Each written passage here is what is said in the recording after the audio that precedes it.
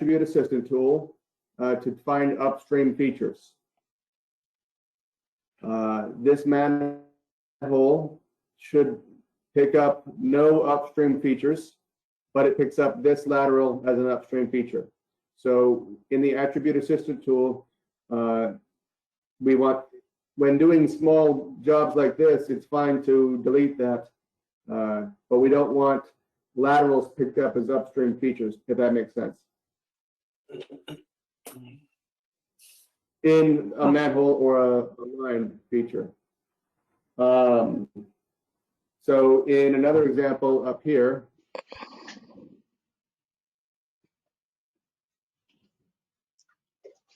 this manhole picked up this lateral as its upstream feature instead of this line. Okay, so the laterals are sort of interfering with the way this is working. Okay, let me check. Yes. Um, One other thing real quick is, so these are cleaned out scanner lines, or in theory they should be. Right now they're listed as other because we haven't verified that they exist. But these taps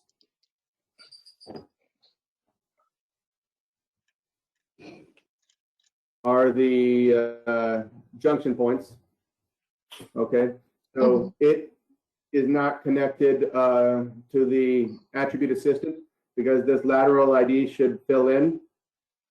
So if I asked Ted if we could get the tap feature here added to the attribute assistant, or how difficult that would be, so that this lateral class would fill in. And ideally, address and things like that from the address point. Latha, what do you think? Yeah. Right now we have a new geocoder that's running for water. We can do this for wastewater too. Because we should be putting those fields, pulling those fields from the address feature class anyway. can we do that right now, Lata? Yeah, we can do that right now. Yeah.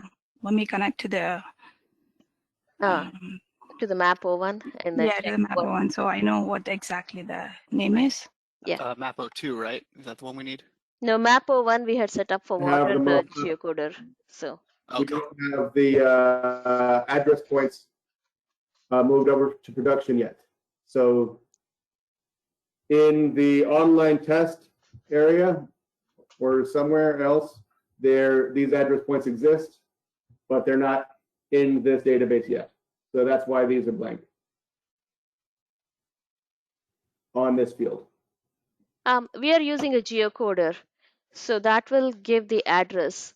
Then Lata, you have to split up the address between the address number and the street name, I think, to fill it automatically. Okay. Now we know that it's in the production dynamic values, right? So maybe we can show you quickly just getting the address in there, and then after that we'll work on getting this field split too. The idea was a bigger piece, but if we could get the copy of the address, like one of these copies the addresses, I believe. This one down here, the left. Okay, and I'm also noticing that the upstream structure ID and downstream structure ID is coming through. The value that's being transferred over is the asset ID, but that's something we need to check how we can. I mean, I think we'll have to check a little bit further, right? Yeah, we should make it come from the main line, not from the lateral. So we'll check it out. Yeah, we can check on that, but right now we can just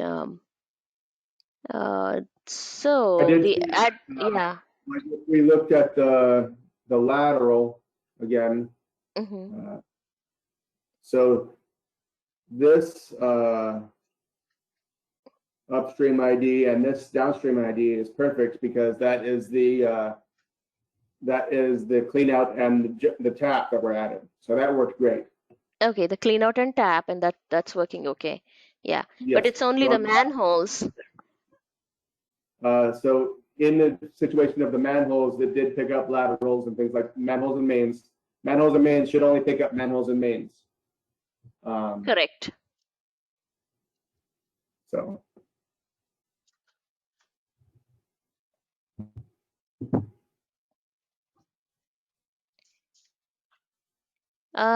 Would it be, I guess, it's better for us to resolve this right now because we don't want like one more meeting and all. So let me check 1 second. Lata, did you get that geocoder value? It's kind of getting connected Okay. to the Riverside machine.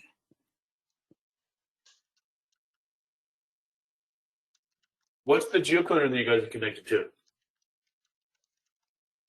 The one you gave us on the DevOps.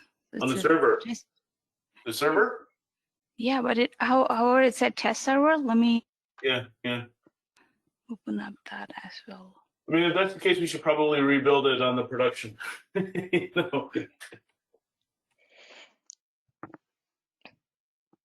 I set it up for our Copytronics. We just never used it, so that's why I said it wasn't fully vetted because they never went. I tried to get them to move their stuff forward, and they love the old 9. We have 9.2 servers still running on the city for our old 311 app, but there's things like that. They just love the old software. So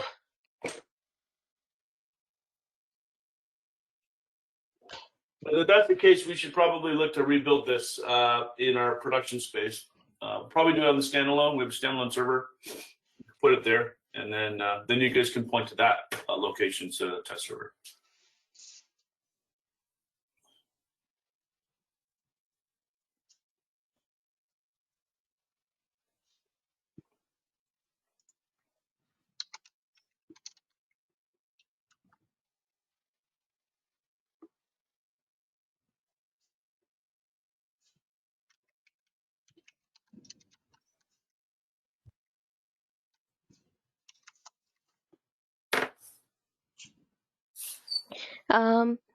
This is the production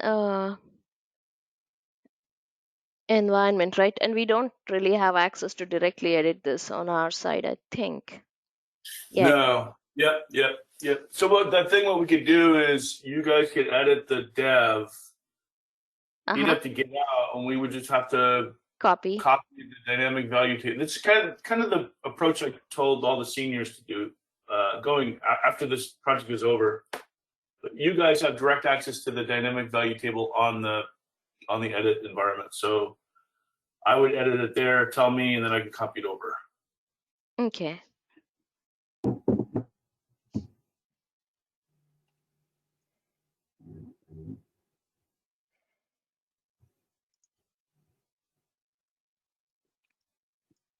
If you want me to update, then I'll update, and then we can maybe I'll let you know.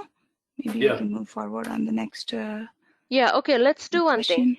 We made a note of what we need to do for this attribute assistant. Is that point number one is that you only want the manhole and mains to interact as far as like the upstream downstream IDs are concerned. You don't want the laterals to participate in that, and the laterals are just fine getting data only from the taps and cleanouts. Correct. And that mhm. Michael also had some questions from his edits. Yeah. Hey, I do have one question, Elijah. You keep making your versions private. Can you make them protected? Yes. I mean, when you create a version by default, it defaults to private, but and we can see it. Mike just can't see your versions. But when we look at it all, it's just I don't know. It's nice. You're the only second person in the world that's ever created private versions. That I mean, I'm sure there's other people that do it, but in my experience. What's the difference between private and protected? So private means like I can see your versions because my account is DBO, but if I'm not DBO, then no one really can see your versions except for you. You can see them, you can edit them. It's essentially the antithesis of the public version. The protected version is everyone can see your version, but only you can edit your version. Yeah, and it helps because if other editors are editing and they want to be, like you're naming the versions by neighborhood, so the other editors will make sure that they're not probably coming to your neighborhood and editing it. So, That's Well, what I thought. That's why I end up going private, because by default, I always hide everything from everyone. Yeah. That's funny. No, You had another I- one, right, Elijah? No, that I'm done, Mike. That was the only thing.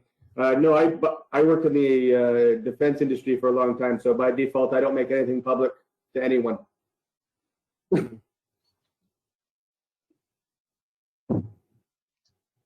it's yeah, I think so. It's good to have that thing called the protected version because nobody else would be able to edit it.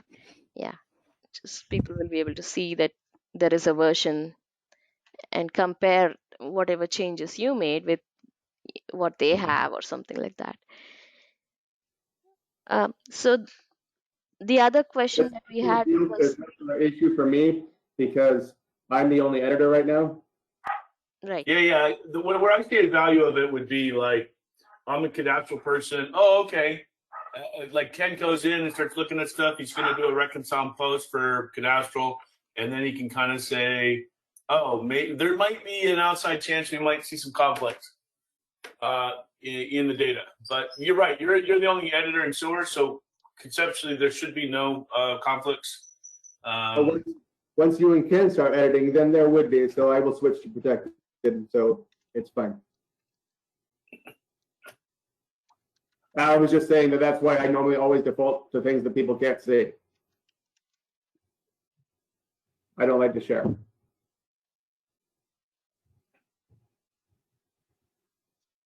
So if Elijah's done, my questions are way more elementary, Okay. very basic. Let me summarize the changes to the attribute assistant. The address will come from geocoder, and we can, once we set it up, then we'll send the dynamic values table to be replaced over here. You may have to re-add the table if you were to be in a different version on your MXD. Okay.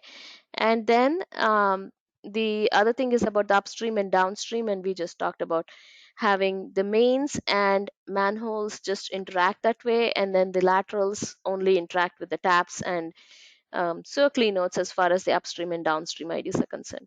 That's the changes to the attribute assistant, correct? Yes. Okay. Before we go to Michael's questions, I just wanted to show something about here. I don't know if this is a preference for you or not, but if you wanted to, whenever you double click and open up ArcMap, um, and if you wanted to, just basically see how you can open up the same MXD every time again, you can just check this on. Okay, that means if you open up ArcMap and just plain ArcMap, this map will show up for you every time if you check this button on. Okay, it does open up a little bit slower, but it loads the map directly without you having to figure out where the map that you were last editing is. Okay, is that something you would prefer or? No. Okay. It's good to know, though. Okay. Lata, are you, should we go ahead with questions for Michael right now, or do you want to? Yeah, we can come back after finishing the other questions. Okay. So Okay. meanwhile, I'll set it up. Okay. So Lata is setting up on the other environment, on the dev environment. So in the meantime, Michael, would you like to share your screen or? Yeah. Okay. Let me change you to be the presenter. Okay.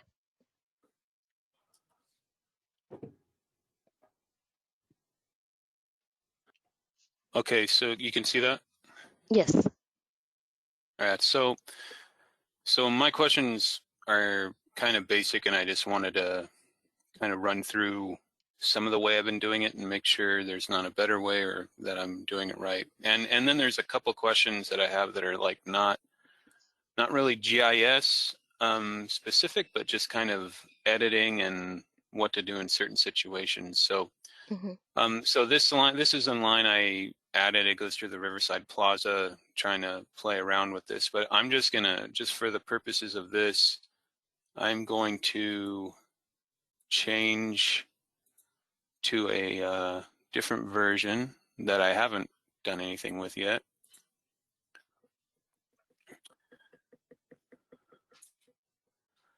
And so my first question is not specifically GIS, I guess, but it's just kind of what to do. And so the way I'm editing these lines is just with georeferenced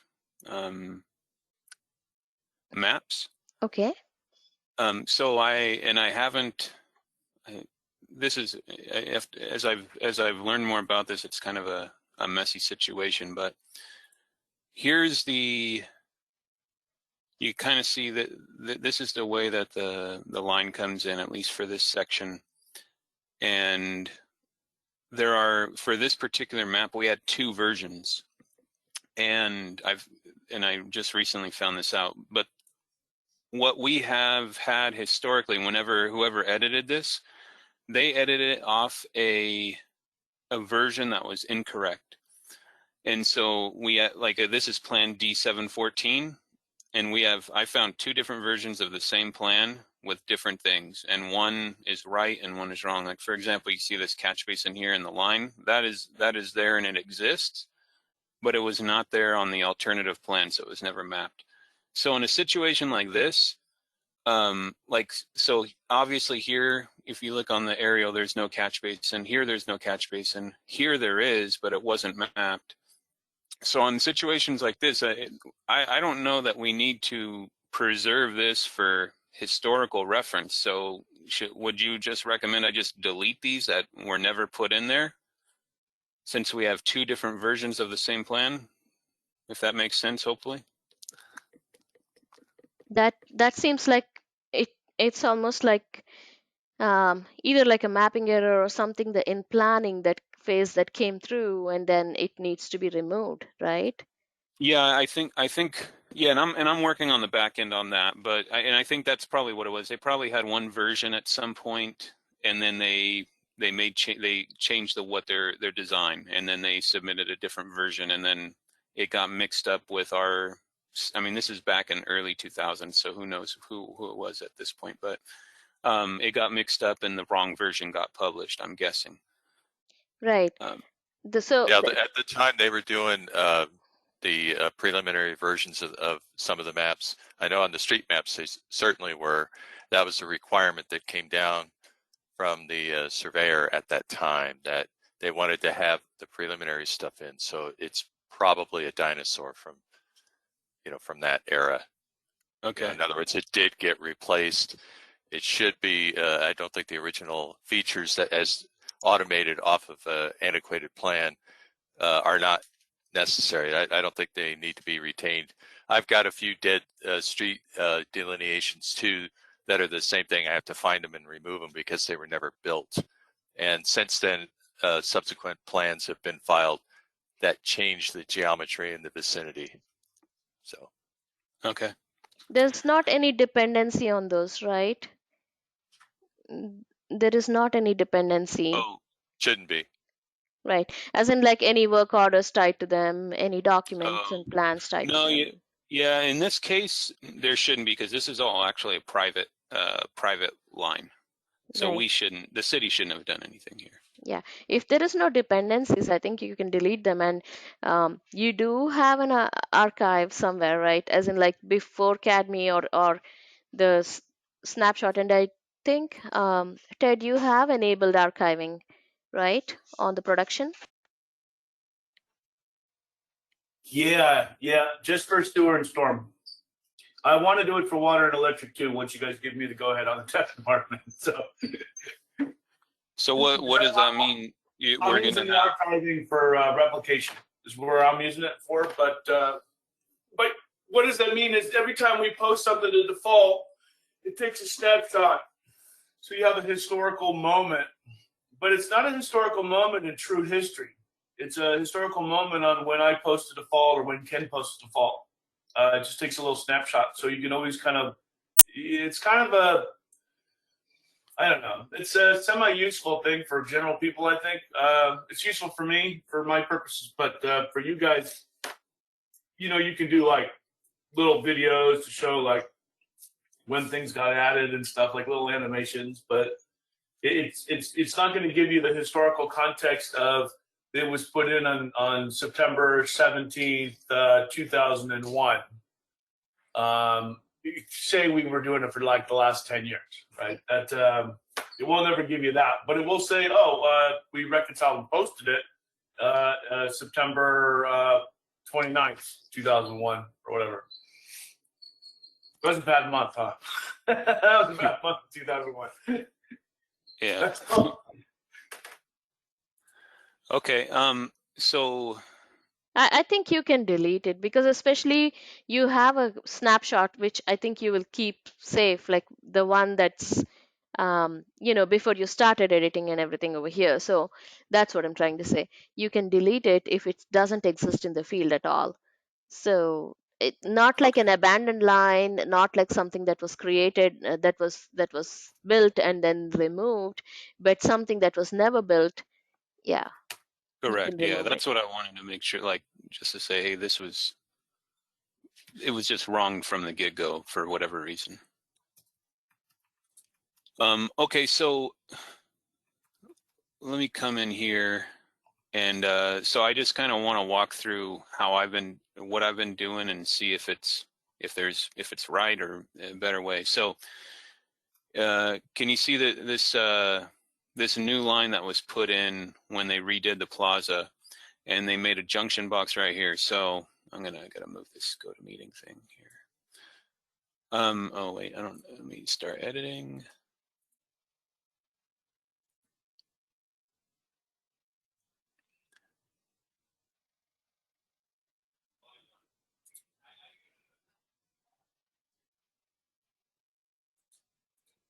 Okay, so here, I'll just kind of by eyeball create a junction structure on this line.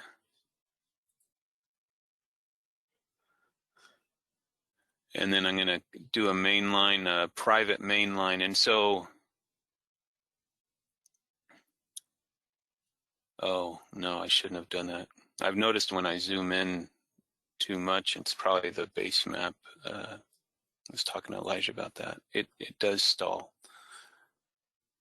So here I'll just connect to my point. Let's see. Make a line, and then I'll start my curve.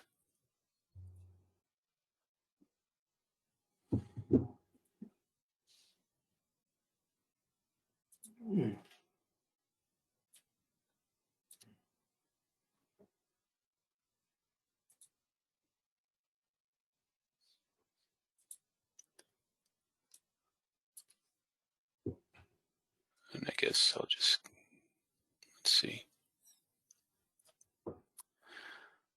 I'll go over to here.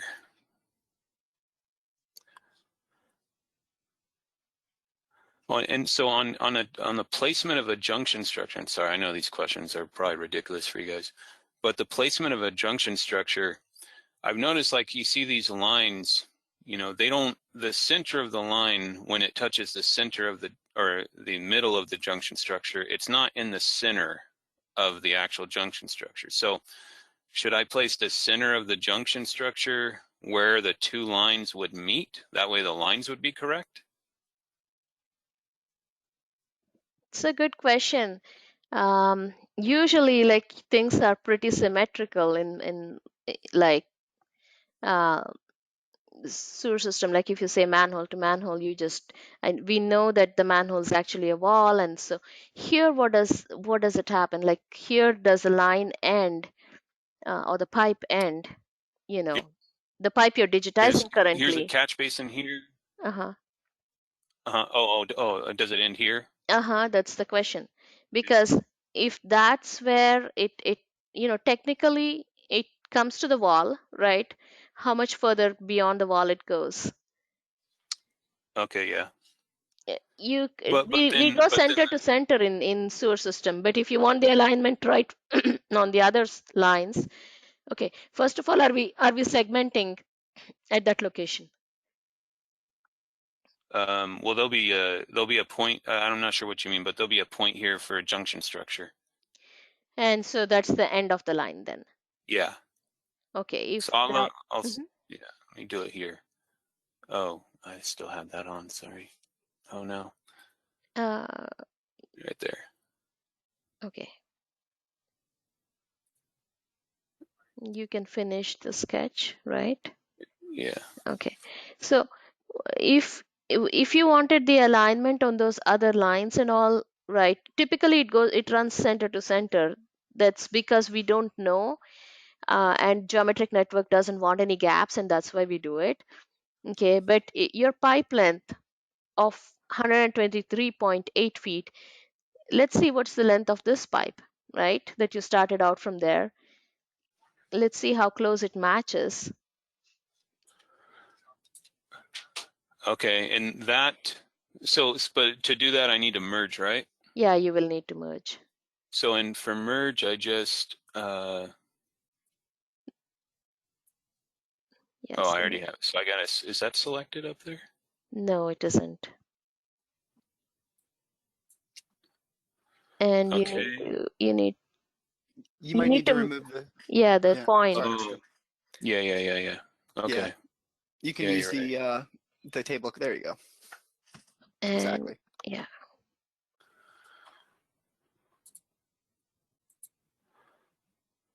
And I just take the earliest one. I don't know if it matters, but Mhm.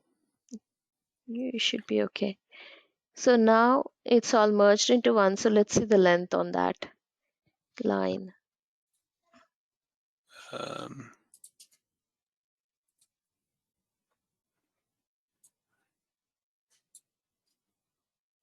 236. Was there supposed to be from, maybe it was Maybe it's supposed to from be, here. right?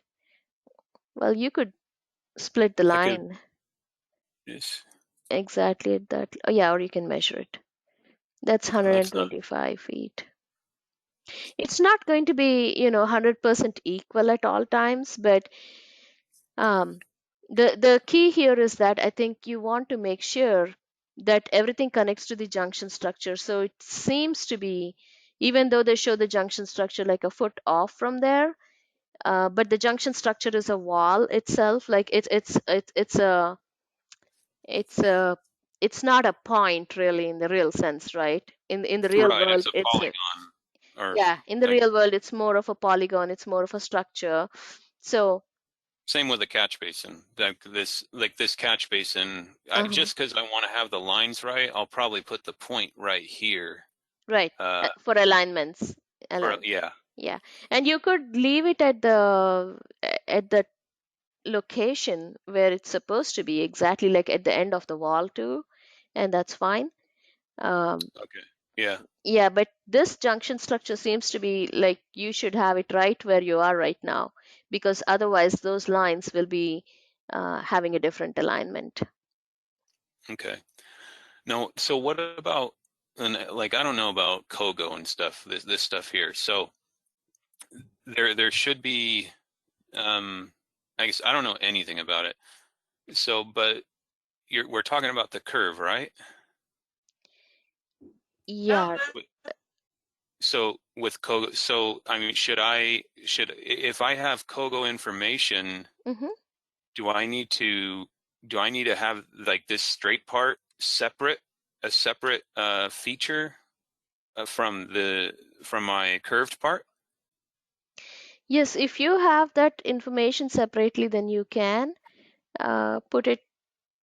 But do you have the Kogo information? Let me It's see. a good question. Let me see. Hold on here. Let me see if I could find this. Nope, wrong one.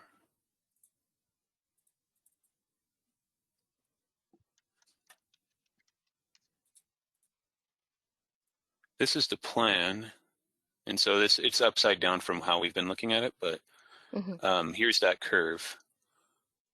So this is the curve information right here. If you could see that.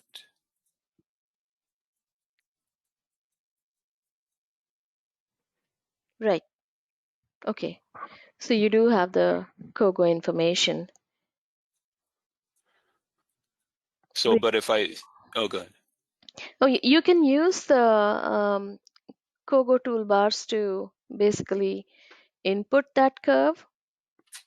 That's one way of doing it because you have the COGO information. Okay. So my question is in CADME, how were you, if you were to do it in CADME, how did you do it? Well, I wasn't editing Academy right now, but from my recollection from many years ago, yeah, you did put in the curve information. Ken would probably answer that question better, but you would put in the they use traverses to build it. Yeah. Okay. So you can open up your COGO in ArcMap and then start editing with that. So how would I do that, if you don't mind? Sure. Okay. So give a right click up there on your menu. I love COGO. COGO is so much fun. A right click on where? Right? Up in the windows there, yeah, Oh, there. Just ask Doug and Eswin. Right. So there you have the COGO. And Well, they'll have a different, they're going to be in Fabric. He's going to just use regular COGO, which is really easy. So yeah, so this, it's you can start your COGO commands there. Let me see. Okay. Hold on.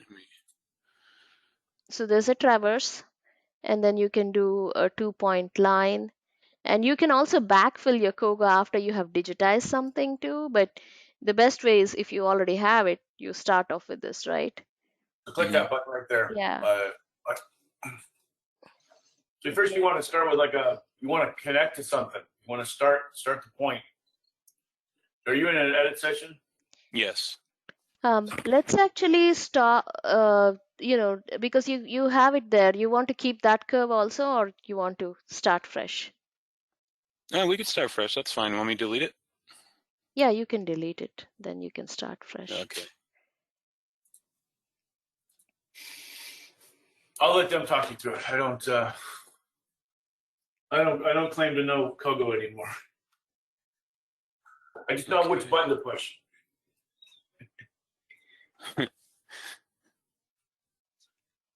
So now template? Okay, Half the battle. your template is already, you have chosen the private main, right? Okay. Just 1 second. You have your editor on.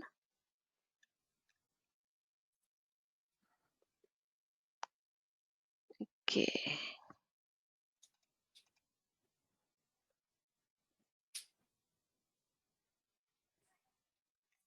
So you were able to figure out how to georeference images. Yes, that I got. Okay, that's good. That's a similar process in Pro too. It's a little bit different, but I did it in Pro actually, and I found I've done it, I did it in both, but when in Pro, when I saved the image, it preserved it, and you can bring it over to ArcMap and it put it in the same spot. oh yeah, cool. Okay, so I'm just trying to see why your start button is not enabled there. You have to have that enabled. Control? Yeah, you need, let's stop editing for a second and then start, Do we need to have that starting point selected before he opens that tool? Yeah. Let me start again. Mhm. Yeah. If it does this again, also these settings might not be set to quadrant bearing and degrees, minutes, seconds as well. Yeah, so go to your editor drop down options. Just to make sure, just to do that right off the bat. Yeah. And go to what is that? Units. Click direction type. Drop down. Go to quadrant bearing. Direction units. EMS. Yep. That was the problem right there, Ted. Yep.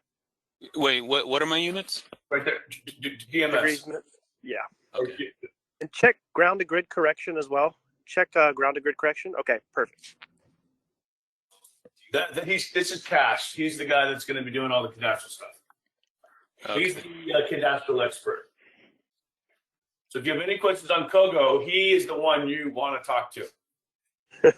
Yeah, I'll be glad to help you guys out on Kogo anytime. So you go down to that little start button down below. So really, you want to start the Kogo session. So no, cancel that. Click the little plus, the arrow with the plus, and pick on the point that you want to start from. This helps you start it. Does it start from a little bit above? Is that the right location? Oh, yeah. You're right. My bad. Sorry. Hold on. How do I get out of this thing? Go click the plus button again and start it somewhere else. Okay. Gotcha. If you start from there, you're going against the flow. And I'm not Yeah, sure if Kogo attributes are enabled here. If the attribute fields for Kogo are enabled, it'll store these dimensions, directions, and distances. They are, There's a yeah. okay, great.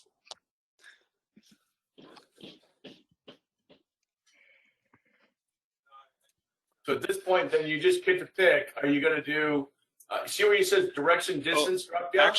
Actually, my Kogo doesn't start there. It's because this is straight, right? It would start here. Okay, you can start there and then connect whatever you need to the remaining Right. network. Yeah. Yeah. Then you click see the direction, distance drop down beneath template, and you have different lines that you can construct. Think of a direction, distance as just a straight line. Okay. And then and then curves and tangent curves is really abstract on, and I can't even explain them, but because I have to be doing it to understand it. But and Doug and Ezra would be, if you're not talking to Cash or Ken, then those two would be the ones the best talk.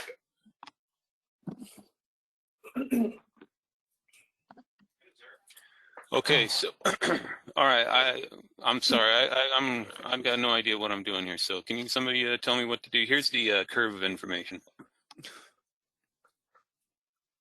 So go to click So the you direction, choose, distance, yeah, instead of direction distance, you would choose. curve. Click on curve. Mhm. Then click on the chord drop down and do radius. Type in 6750. I'm guessing here because I haven't done this in like 10 years. But then go to I don't know what's You have a delta. Tangent direct. Yeah. So there, chord direction. It doesn't appear to be a tangent direction. So on chord direction, that you would enter the you would enter 89-55 02 where it says Gotcha. delta. Okay. Walker's fucking got fucked by Eric and wanted to know if you were jumping. Basically. And Yeah. No. Well, no, like he needs to borrow your rig. So You think- right. Radius. So yeah, then I was telling him. where it says delta, you'll need like you'll need direction on that chord direction, like a north and an east on the end. So where it says 89, you'll need like a north and an east or a some sort of direction. They didn't give that here. This is south, or from here down is south. Mhm. Okay, so I assume it's going to be a southeast. So Oh, I'd put an S in front of the 89 and then an E after the 02. And you can always flip this later and change it. Another way you can do that, Mike, is you can do 89.5502 dash, and then you pick 1, 2, 3, or 4 depending on the direction that you're going to go. That allows you to do Yes. 10 key insert. Gives you a nice keyboard. But this works too. No, the turn is defined as left. Would that be you're turning left or you're turning right? Which you're turning left? it is. You can Yeah, we're turning. play with it. All right. Right. So You could check left or right and just see, So and what just do check your options after that. Check right and see if you Yeah. get, okay, go back to left. And then under radius, drop radius down right there at the top. Drop that down so we have radius. Doesn't appear that we have an arc down here. You could just call it, chord. Go ahead and call it chord. And then right there, you could enter 67.40. And try add and see what you get there. And sometimes you have to play around with this. So Okay. zoom out a little bit. Yeah. And then sometimes you have to flip these around. So it did your curve, right? So change that left to right. So just no. Double click on the insert that you put in there. So you see the text. Double click on that. Now you can change it there. And once you add these things, Mike, you can move them around. That's what the arrows are for. Oh, You can okay. change them out. Yeah. and- Yeah. But I think it's the Did you see angle. how? Can you The pick your angle endpoint? it went southwest. It's probably Yeah. you don't I give think it's west south. southwest. I think what we don't have is that first value. Like, what about the length? 105.93. We need to put that in there. So maybe put the 6740 as part of the radius, and then the length, or do the length of 105.93. Yeah, the radius would Where? be Yeah, there is no length. So you have a radius of 6750. If you go to, see where it says, Can you're editing the original one, right? You double clicked it. Yeah. Okay. Yeah. Okay. Well, you want? Should I? Yeah, I could do a new one. No, double click that one, yeah, you don't want to. and then you chose the radius. The radius is 67.5, right? And Yeah. Right there. Here. okay, the chord. And where are we specifying? There's no parameter for length here. 105.93. We're not doing the stationings. Yeah, do an arc. How about do an arc instead of the chord? We got the chord, do the arc. And for the arc, doing the 105.93. Yeah, that would be the length. And now say okay. Okay, That's that still pretty is equal length, but I think your direction needs to be still changed. Instead of it's southwest right now, Yeah. so Maybe. it's the delta. So should we change the angle, because southwest is the right direction, but the angle, should we add a 90 to that, which would make it 179 in the beginnings? 89 plus 90. Well, then let me put it. Let me put it to. Oh. It went northwest. We were going Yeah. southwest. The quadrants and bearings are a little bit confusing to me, so I'm checking. Okay, I'm back. Sorry, I accidentally hung up on you guys. That's okay. Okay. We're So just there we playing go. around. So. Yeah, sometimes the numbers on these plats or these survey, sometimes they're tricky. Sometimes you have to play with them and swap the calls back and forth. Or sometimes the surveyors or the engineers will have the directions or the distances backwards, and then sometimes you just move some of the things around, and then it'll land. So from that location, it's going southeast. We tried that. You tried southwest, which put it on the other side. But I think then that the angle needs to be added. But in quadrants and bearings, you cannot really go beyond 90, right? Let's say okay Yeah. for a second. Let's say okay for a second, and then let's finish it. What I want to see is, if you were to rotate that arc, would it automatically that we go and calculate the Okay. Kogo coordinates? So push finish. Mhm. So what I want to see is the Kogo coordinates. Keep at the bottom there, go to the right, and you will see all of your, values Okay. filled in there, right? So now, Yeah. can you rotate that line based off of, not, you can use Kogo or you can just use the Oh, the rotate. editor, Yeah, like this. Rotate it. rotate it, but let me see where. Yeah. Yeah, and then you can move the line.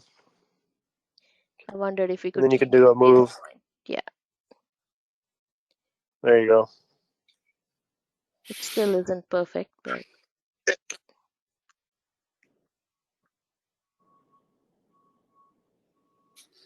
Okay, so if we wanted Go back to this the is Kogo toolbar and click on the inverse button.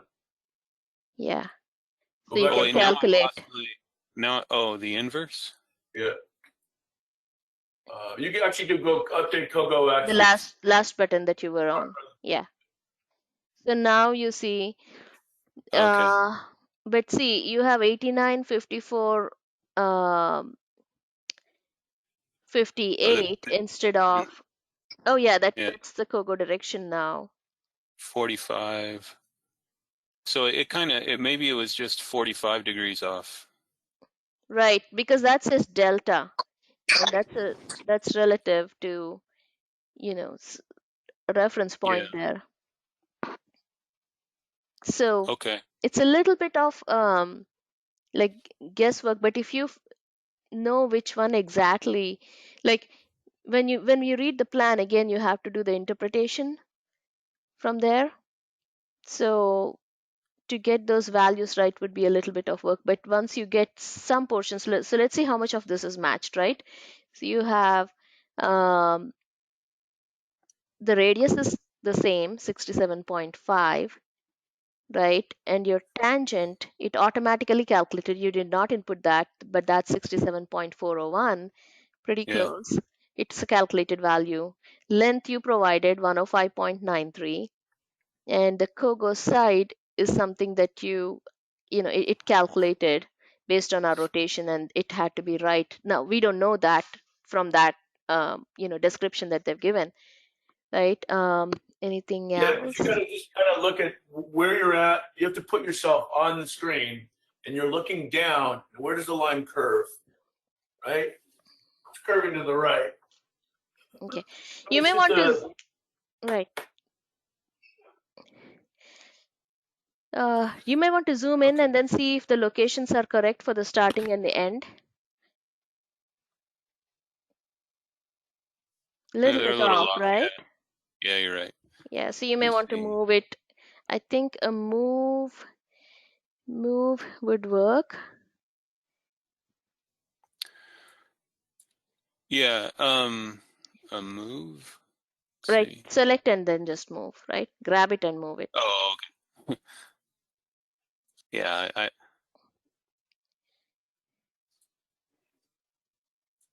still think that the arc is a little bit It's off. if you're gonna try to snap it into the georeferencing is yeah, that might be not imperfect. super It might be optimal. You're warped. probably 5 feet off on the georeference just by itself. Yeah, that's true. It might Yeah. be warped. So Yeah, the georeferences I find when I'm doing Kogo on top of them, a lot of times the georeferences are just a little bit off. And so I snap it in place, the features, and, once I've Kogoed them, and it's usually pretty accurate. Yeah.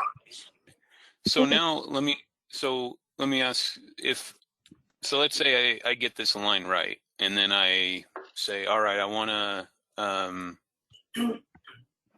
create another line. Yeah, do you have that for the next one? Yeah, you wouldn't. So the way they closed it out on that little dialogue, you would just keep doing the traverse. So go back to the Kogo traverse button, and at this point, you'd start another one. You click the little start button, and you click on the end point of that.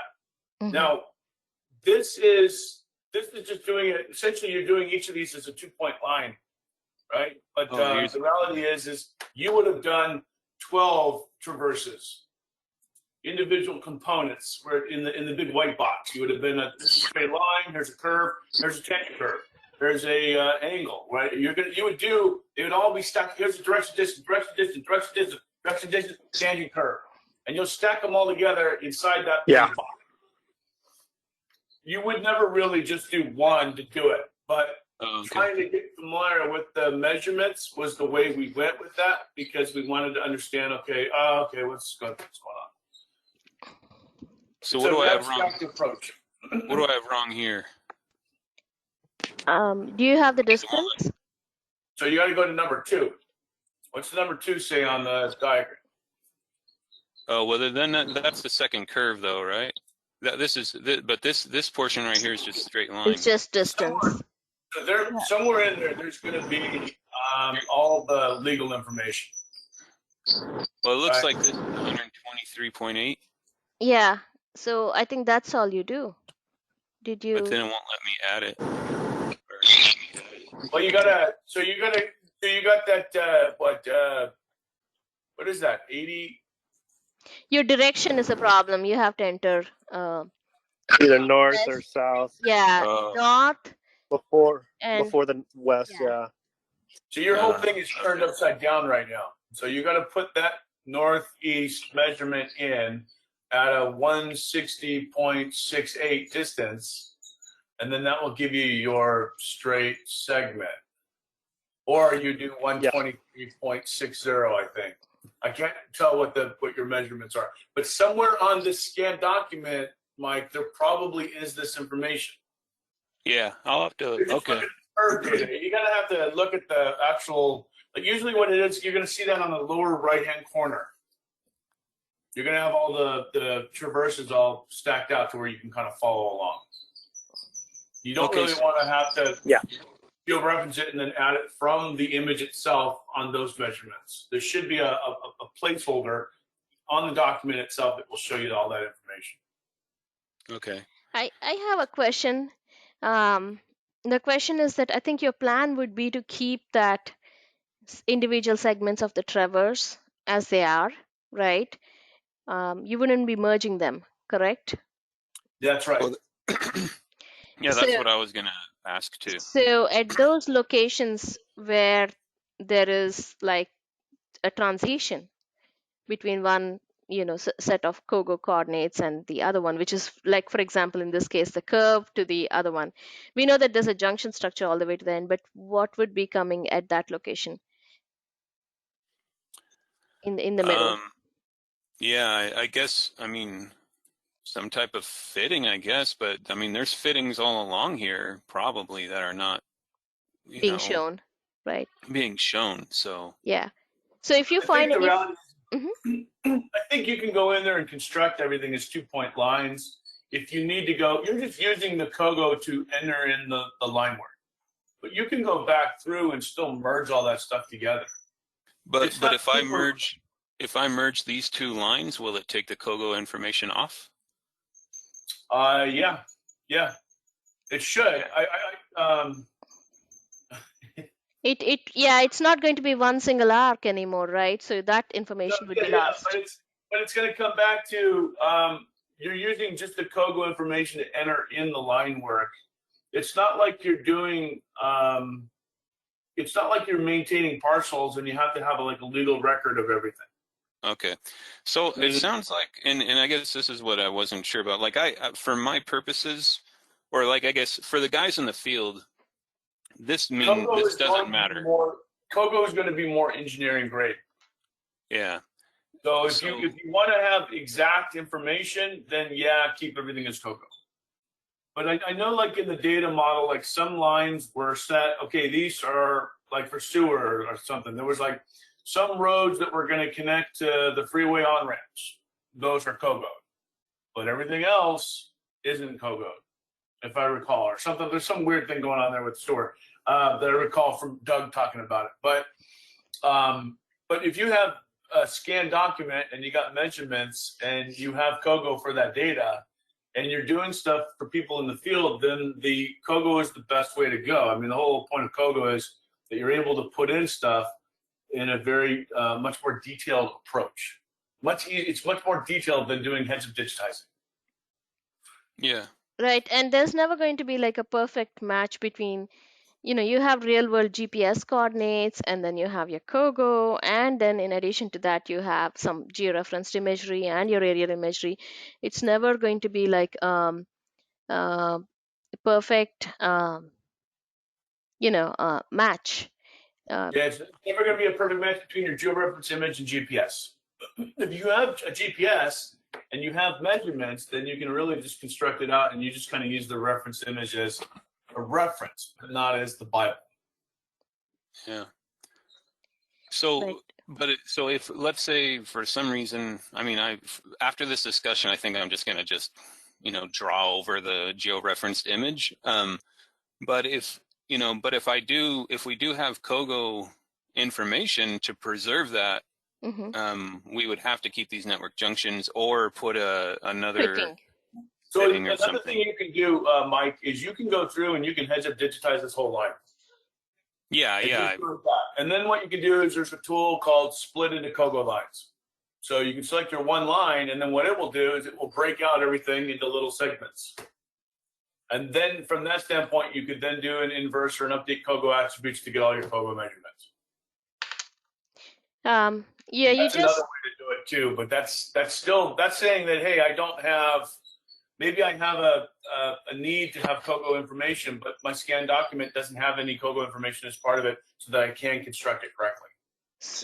So also remember, from the standpoint of linking it to other systems, this is a big question, whether you want to keep the segments or whether you want to keep like one entity running between like junction structures and so on. Because once you have that asset ID, that asset ID gets used somewhere else. So if you go back and forth between splitting things and merging them again, then you have to keep in mind about how that asset ID, would behave. So Yeah, it's that's a good probably point. a decision to make, saying, okay, we are going to have one asset ID and all of these, split up ones, or either way. So that's a Yeah, decision. it's like a tricky paradigm, because it's, with the whole idea of geometric network, you want to have a single line there from a nice flow. But how do you construct it? You could probably construct it with COGO and then come back and just merge everything together and then add asset ID to everything. So this is good. I'm glad you guys are bringing these things up. I appreciate it. It makes me think of stuff. So, but as far as preserving this COGO data for future reference, it's not very important. Correct? Within the attribute table. It's extremely important if you're doing like cadastral stuff. Okay. For your need and wanting to have, you want to have a geometric network that you're going to be able to model off of. Right. And in that regard, then to me, the geometric network and COGO are kind of the antithesis of one another. If somebody needed the exact construction details of that line, would they come to GIS or would they refer to the as-built?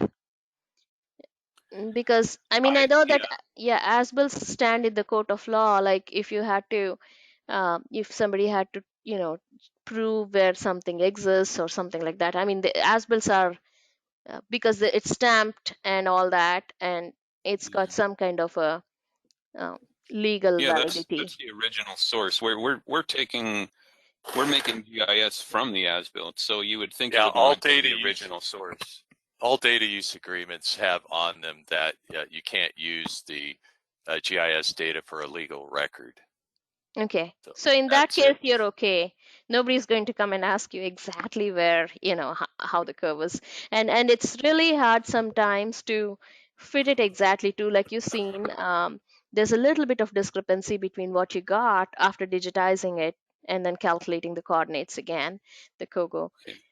And this one. So it may not be that important, but when you have that COGO information and you're more comfortable keying in that information using the COGO toolbars, then you can use that one, and if there is a lot of discrepancy, then that's something you may need to worry about, because as of now there were minor changes, minor discrepancies between what you got out of the COGO versus what's shown on the as-built drawing itself. So you're pretty good there.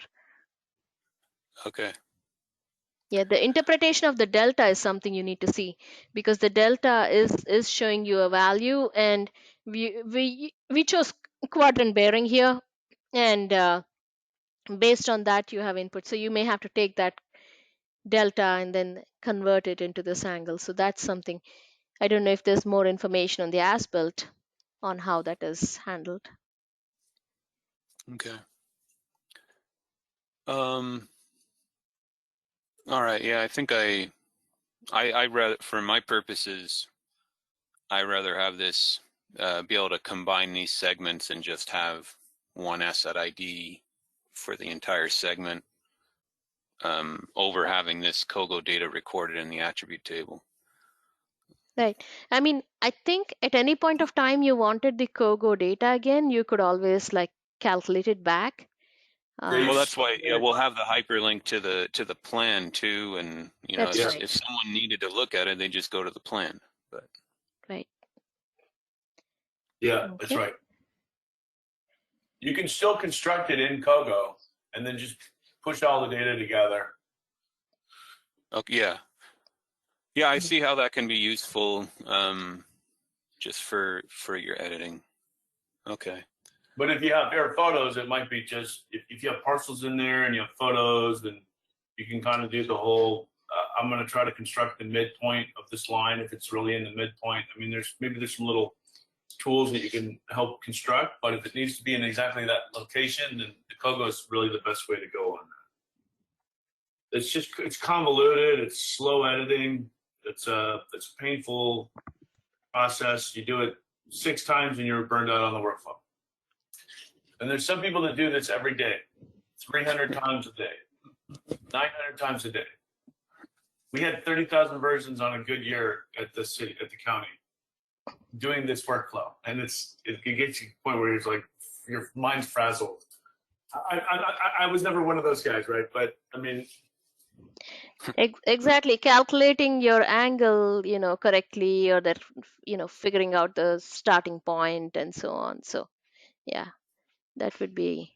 And you want to push every one of those buttons and become familiar with all the buttons on the COGO toolbar. Because there's curve calcs, you can do curve measurements, and you can do cul-de-sacs. I think cul-de-sacs are in there. Yep. Adam?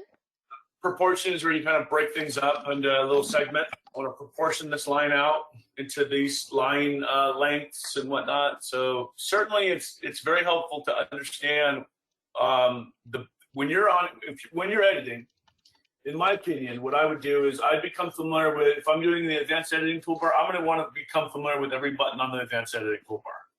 I'm going to want to become familiar, at least from a COGO standpoint. Are you going out and building cul-de-sacs? Maybe you're not, but it's certainly understandable to understand what the tool is. Okay, yeah, cul-de-sacs. I need to do a cul-de-sac. Okay, it's a cul-de-sac tool. Now I can go back and look at it.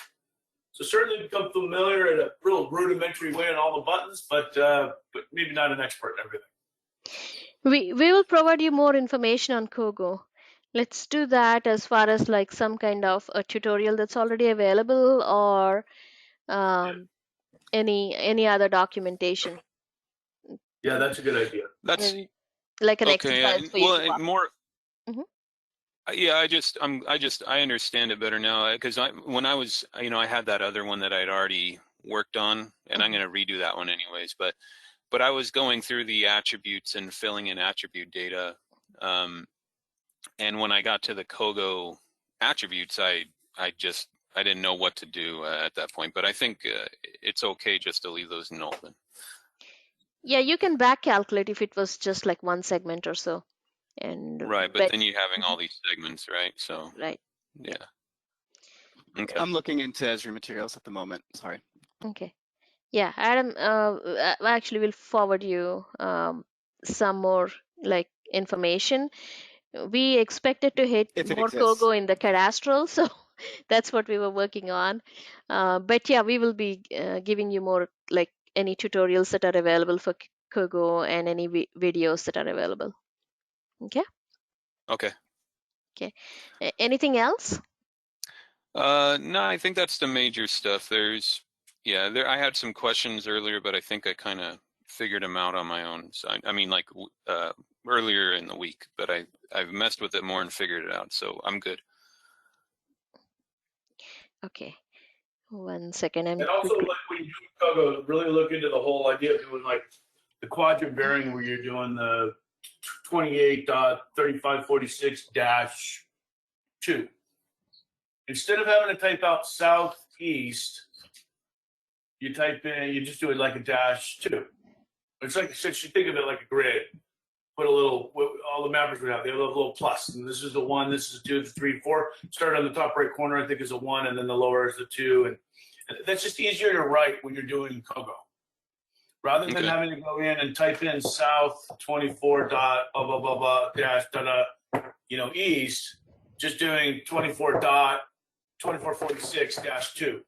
It's a more seamless, easier. As long as you can understand the grid, it's easier to copy. It's easier to type. It's easier to enter into your data than having to do the northern easting approach, which is putting in the southeast, southwest, or northeast, northwest. But in time, maybe when I'm on site, I can help. I have to get back into this to get my head all around the whole Kogo stuff, the generic Kogo. Because like I trained people on it like 15 years ago, and then I just trained them how to do it, and then they became the experts who could then school me on it. Well, let me ask one more question, maybe for you, Ted. Because I'm going to have to do some of this for zoning, I think. But you don't actually have to even have the Kogo fields in the data to be able to do Kogo. It's just the fields allow you to trap all the information if you want to keep all the information. Okay. And you can do it on polygons. Even though we're doing online, you can actually do a Kogo on like polygons. From what I've been told. Anyway, I'm not an expert in that. But if you need assistance at some point, I can set up a meeting between you and one of the parcel mappers, and they can go in there and maybe I can bring one of my buddies who was on the mapping team, who became part of the GIS team, the assessor, maybe have him come over it. When are Eswin and Doug going to go through their training? Soon, but so they're going to be at least a month ahead. But there will be Kogo components involved there. So if you wanted, so for their center line, they're probably going to use regular Kogo. But for their cadastral stuff, the Kogo in Parcel Fabric is totally different than what's in ArcMap. In Pro, it's all the same. It's the same environment. But in ArcMap, it's two distinct environments for doing Kogo. So you got Kogo to do everything other than cadastral, and then you have Parcel Fabric, cadastral fabric, Kogo that's specific to just the fabric. So it doesn't hurt for you to, when they get into doing like centerline construction, it doesn't hurt for you probably to sit in on those sessions to watch. But the Parcel Fabric stuff might just confuse you more because you're like, oh, well, where's that button? How do I get to that? Because the cool thing about, you have, you're just dealing with lines, but if you had to do like renames and renumbers and stuff and do like a batch, like a snake pin type of capability where you could iterate through values in a numerical 1, 2, 3, 4 standpoint, you have that all built into the fabric. You don't necessarily have that out of the box with straight ArcMap, but it has to be in the fabric to do all those tools. So you should tell them, hey, I want to sit in on your Kogo stuff. If you guys are going to go over Kogo, I want to watch. Just know that when they're showing the Parcel Fabric stuff, it's not going to be relevant to your work here. we can separate out a session for just Kogo then with the cadastral and transport. And for the cadastral, it might make sense to be able to say there's two different ways to do Kogo, and I can see a lot of confusion coming in. Oh, wait a minute. Do I do this with the Parcel Fabric traverses, or do I just do this with the regular traverse? It's still the same concept, right? You still have a direction. You still have a distance. You still have an angle. You still have a tangent curve, a non-tangent curve. You still have those same concepts between the Parcel Fabric and the regular Kogo. It's just the interface and how you're interacting with the data is going to be different. Yeah, I mean, I don't know everyone else's workflow, but I imagine a COGO training might be good for, you know, sewer, Maybe. wastewater, Yeah. water, electric. Everybody Yes. might use that, right? Yep. I think to do an overall COGO training, non-parcel fabric would be a good thing for the city. Like a Okay, 1 day, 2 hour session or 1 hour session. right. I think a couple of hours would be good. Yeah, and then Right. I almost think that you could do, here's a straight line. You could almost just do parcels in the regular COGO.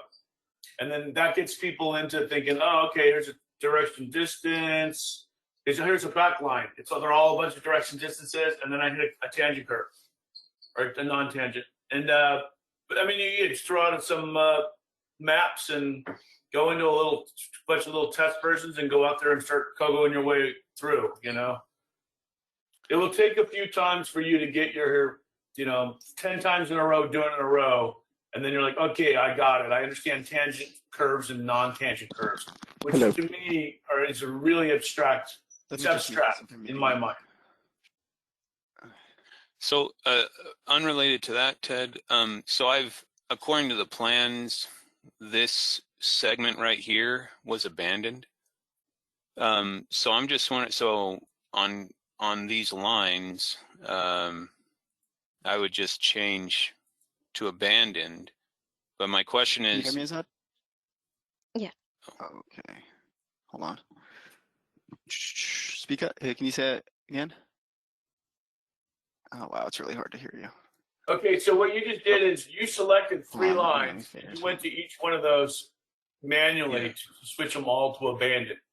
Another way to do that would Now be your mic's to fine. go to your editor toolbar and click on the attribute button. The right button, no, all the way to the right there. Click on that. And so if you wanted to hit, right, open, okay, yeah, right there. So those 3 main, see how you can do one at a time and you can Yeah. switch them to abandon. If you Okay. just select SD main at the top, you can do abandon for all 3 at the same time. Oh, I didn't. Okay, let me That's see. just so right now you can switch them all to proposed. Yeah, inoperable. And then Okay. now individually click on them, and then you'll see, oh, okay, they're all inoperable. And then Yeah. switch them all back to, there you go. So, Okay, you may notice that symbol that shows up there is like an exclamation mark because we didn't create feature templates because we thought you would never create a new abandoned line, but you would abandon that something's existing. So that's why you see those exclamation marks because we did not create symbology for those in the create feature templates. We could if you wanted to, but we thought that that's something normally people wouldn't go and pick, and start drawing an abandoned main. Okay, yeah. But it does change the symbology when you abandon it, right? Correct. It does. Yeah. It does show the So- right symbols. It's just that when you pick it in that list, you don't see the symbol. So when I've changed this to abandoned, is there any way, let's say in 5 years from now, I want to look at this line and I want to say, hey, when did I change it? When was this changed to abandoned? Can we ever find that again? Is there any reference to that? So one thing that we have currently is that if you keep scrolling down to the right, then there would be a field that says the editor tracking fields, right? Not showing up yet. Right, last edited or last updated? Oh, why isn't that getting populated? Ted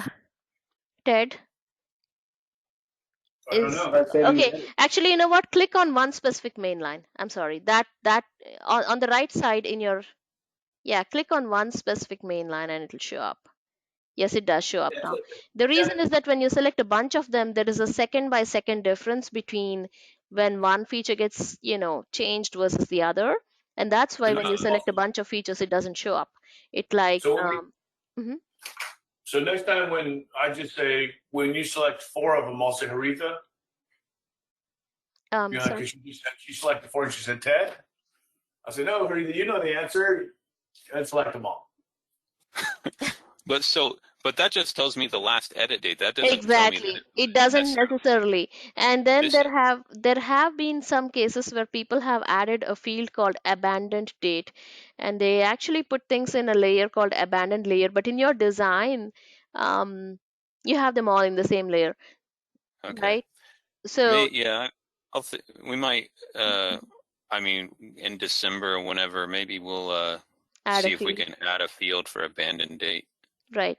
At least abandoned year should be good, just like you have your installed year Yeah. abandoned.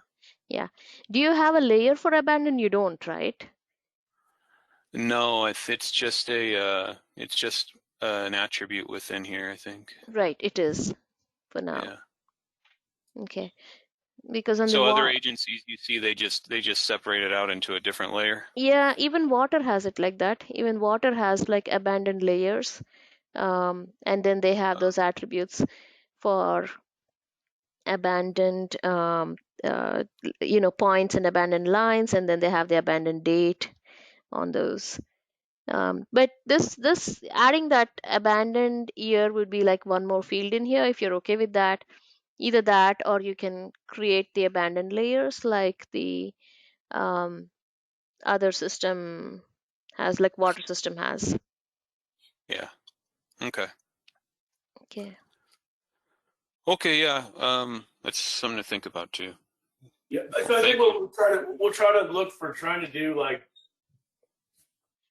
my best guess is we'll probably look to try to do like schema changes, hopefully at the end of the year. You know, okay, you guys have done some edits or any changes we can make. We won't be doing any upgrades other than maybe Pro. The server will remain the server version until probably, we'll go probably from 10.8 to 10.9.1, probably, and then just handle the schema changes. And then try to handle the schema changes ideally around the Christmas time. And we'll take the system down potentially to do a lot of those schema changes, and then do like portal upgrades on the 0.1 releases around July.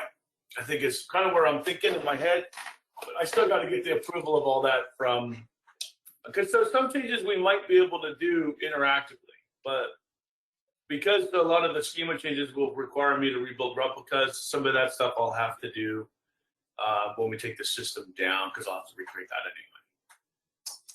But and then also if we do it around July, August, then that's really end of fiscal year. I'm in my mindset, we have to close a roll every year, so that was the time that we would make schema changes. Now doing it at the end of the year, we do there because we'll have less people on the system when we do take it down. So you kind of have to flip between the two, but what makes the most sense, and I'm leaning towards the December timeframe for that. But if there's a legal reason to want to do it at the end of the fiscal year, we could do it around July too. Okay. One thing I'm noticing is that it says Go ahead. sorry. Go ahead, Aretha. I don't. Okay, it says remove interfering portion, right? So do you have the remove status there or just abandoned? Because there's difference between like removing and abandoned. Yeah, that's true. And I don't see in your domain list removed. Because abandoned means it's abandoned but in place, I believe. Inoperable means for whatever Yeah. reason you're not able to operate. But Yeah, I think removed it means says remove interfering portion Mhm. of 30-inch to construct manhole. Remainder of RCP to be filled solid with concrete slurry or removed. So yeah, and I guess we don't know. I don't have notes on what they did in this particular situation. Mhm. But yeah, this portion at least was removed, and we don't know what happened here. Right. But that's a good point. We may want to add another attribute. Domain value. Okay, yeah, domain. Okay. Yep. So in the meantime, if you want, you can keep track in your notes or comments saying it's actually removed and not, just abandoned, things like that. And then when the domains get added, then you can go back to those notes and then make changes based on the new schema if you have a removed value. Yeah, Okay. yeah. Keep it like a log, a bullet point log on these are all the changes we want to do. It's for both you and Elijah. So, and then we'll try to emulate it in the test environment. The test environment is to do that kind of stuff. The test environment is for you to get in there and start slamming stuff. If you want to play with Kogo at any given time, and you don't want to muck around with the production database, you can go to the test database and test it out there. At some point, Yeah, well, snapshot copy of the production and push it back into test and delete the stuff in test. I've just the way more recently I've been doing it all in production, but I guess I've just been thinking, well, I'm in a version and I'll just, if it doesn't work, I'll just delete the version and start over. Yep, that totally works. Just note that sometimes you make changes. Oh, I did that correctly. And you come back tomorrow and you're like, oh, I'm playing around with this. I'm going to construct something. Oh, I don't like it. Kill the version. Because you forgot that you did something good right the day before. Just okay. There's little things like that might arise. Or oops, I got everything right. It's good. Did the data review, everything's good. Then kick it up to Ted and Ken. They look at data review. Oh, there's a bunch of these errors. What is this? Oh, I was playing around with the data. I forgot about that. Okay. Because you may mix the changes, in your version. If you go in there and just spend today working on this version and then, I'm done, I'm going to go ahead and kill the version right here, right now, then that would work in that capacity. Because then you would be, you remember, I was just in there I was there 20 minutes ago and I did some changes. I'm going to go ahead and delete it because I don't want to keep this version around. Or keep calling them test, test, MD Roberts _test version. Yeah. But I'm just saying that for the dev server, you do have access to the dev server to get in there and just hammer things. If you want to test the process out and you don't want to do it in production and you're kind of like, I don't know what this is going to do, that's why we have the dev environment. Okay, would you have any other questions as of now? No, not for now. We've taken too much time. Sorry. No, it's okay. It's okay. We just want to make sure that you can, you are on your way to editing in the production. But we will set up the Attribute assistant. the attribute assistant and send you, because we're right now testing. Lata is testing some of the configuration changes she's doing on the dev environment. And so once that is ready, then we will replace the table, or we'll ask Actually, Ted to email and then Ted can replace it. Yeah. And you'll have to remove the table and add it back into your data or refresh it, and then it will start working. Okay, so we'll let you know in a couple of days when that's ready. In the meantime, data reviewer wise, you are okay, right? There are no questions. Right. Yeah, I am for now. I haven't gotten that far. The great thing about data reviewer is it worked, because for Elijah it was, hey, you got all these problems, and then in that sense it actually did exactly as it was intended to do. Okay. You could, like we were saying, reduce the number of checks and remove some of them if you think that it's too many, and make a separate RBJ file and work with it instead. If there are some. We talked about doing that for the asset ID. Just got it nailed down with these two on, hey, do you guys want to do that now or later? So you don't have to run the asset ID once a week or once a day or whatever. Instead of if you're doing multiple edits, just do non-asset ID for everything. You either uncheck it or just pull it out. Right.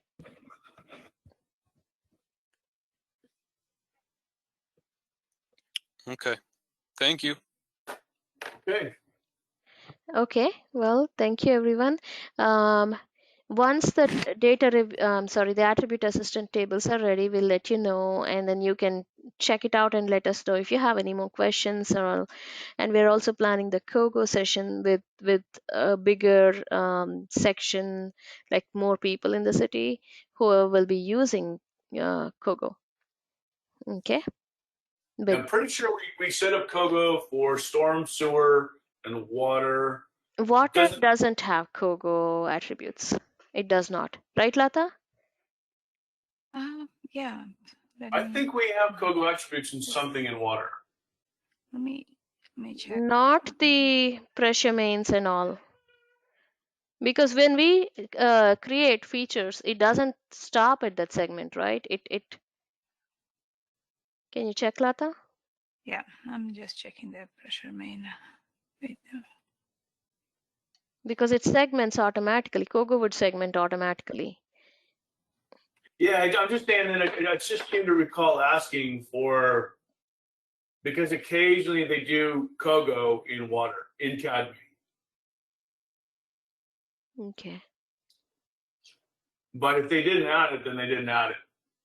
And the reality is, even if they don't add it, that doesn't mean you can't do it. No, you can. I mean, it's just a matter of recording those attributes here versus.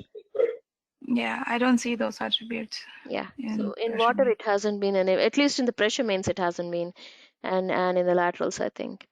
So when we were building configurations for them, we thought that that's easier for water because segmentation is a big deal there. There's too many segments that can happen easily. So yeah.